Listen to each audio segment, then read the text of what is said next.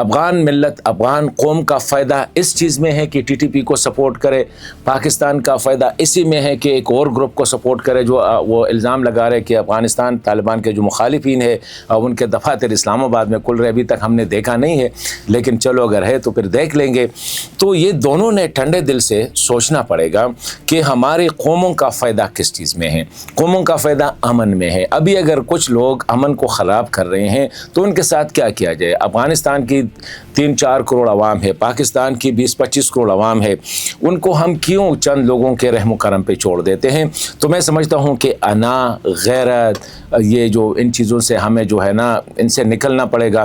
قوموں کا سوچنا پڑے گا، عوام کا سوچنا پڑے گا، ہماری بہنوں کا، بچوں کا، بھائیوں کا، بڑوں کا، بزرگوں کا، ان کا ہمیں سوچنا پڑے گا، اور سب سے زیادہ جو ہے اپنے ملکوں کا سوچنا پڑے گا کہ ایسا نہ ہو کہ ہماری انا ضد کی وجہ سے جو ہے یہ خطہ دوبارہ ایک اور لمبی جنگ میں دھکیلا جائے۔